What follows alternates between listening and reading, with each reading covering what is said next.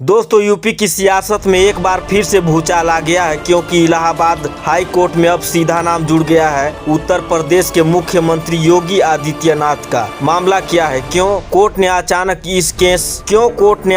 इस केस को दोबारा सुनाने का आदेश दिया? क्या योगी जी वाकई में फंस गए हैं या ये सिर्फ एक राजनीतिक चाल है? आज हम करेंगे पूरा एक्सपोज, लेकिन बिना किसी पार्टी का पक्ष लिए, क्योंकि सवाल सिर्फ योगी बनाम कोर्ट का नहीं है, सवाल है न्याय और राजनीति के टकराव का। और हाँ दोस्तों, अगर आप भी सच्चे और निष्पक्ष खबर देखना चाहते हैं तो मीडिया अलर्ट यूट्यूब चैनल को सब्सक्राइब करना मत भूलिएगा, क्योंकि हमारे यहाँ खबर नहीं सच दिखाया जाता है। कहानी शुरू होती है साल 2007 से। गोरखपुर में उस समय दंगे हुए थे, हिंदू मुस्लिम झड़पे। उस वक्त योगी आदित्यनाथ गोरखपुर से सांसद थे। आरोप लग रहा है कि उन्होंने एक भड़काऊ भाषण दिया था जिससे माहौल बिगड़ गया। इसके बाद उन पर दंगे भड़कने, नफरत फैलाने और हत्या के प्रयास तक के आरोप लगे। मामला कोर्ट में गया, लेकिन 2017 में जब योगी मुख्यमंत्री बने तब राज्य सरकार ने इस केस को वापस लेने की प्रक्रिया शुरू कर दी। कहा गया ये केस राजनीतिक प्रेरित है, लेकिन दोस्तों यही से शुरू होती है असली कहानी, कानूनी और नैतिक जिम्मेदारी की लड़ाई।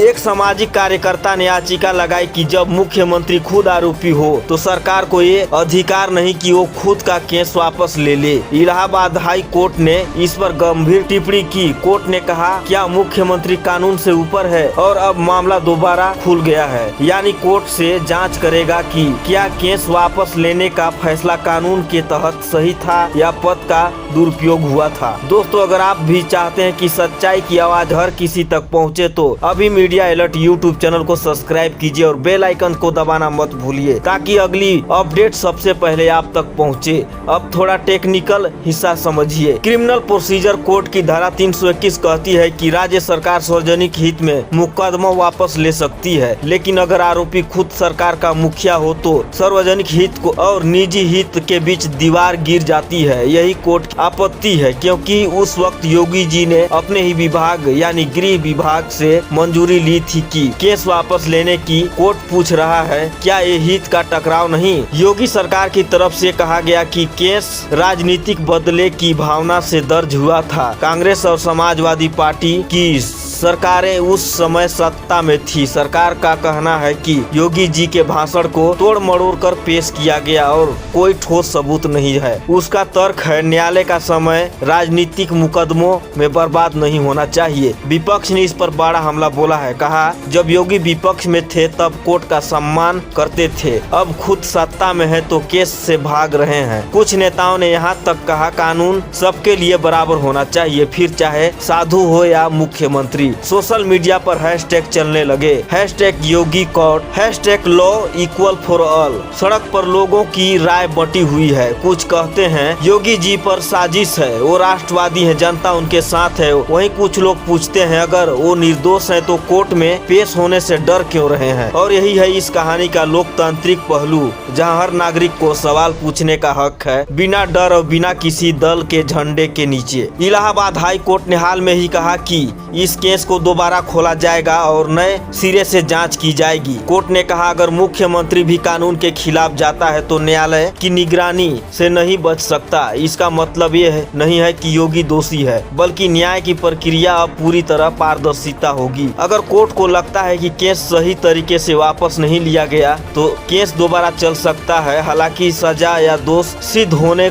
की गारंटी नहीं है, लेकिन राजनीतिक और नैतिक अवसर पर बड़ा होगा, क्योंकि ये पहला मौका होगा जब किसी सिटिंग मुख्यमंत्री पर अपने ही पुराने भाषण को लेकर अदालत ने दोबारा केस खोला। दोस्तों, इस कहानी की असली सबक यही है, किसी की लोकतंत्र में कोई भी व्यक्ति कानून से ऊपर नहीं है, चाहे वो मोदी हो या योगी हो या कोई विपक्ष नेता। जब तक जांच और न्याय प्रणाली निष्पक्ष रहती है तब तक लोकतंत्र जिंदा रहता है। तो दोस्तों, अब बारी आपकी है। आपको क्या लगता है, क्या योगी जी को इस केस से बरी होनी चाहिए या जांच पूरी तरह चलनी चाहिए? कमेंट बॉक्स में बताइए अपना मत। वीडियो को लाइक कीजिए और हाँ, मीडिया अलर्ट चैनल को सब्सक्राइब कर लीजिए, क्योंकि यहाँ हर खबर आती है बिना किसी रंग और पक्षपात के। सवाल वही है, न्याय या राजनीतिक? आपका जवाब ही असली लोकतंत्र है।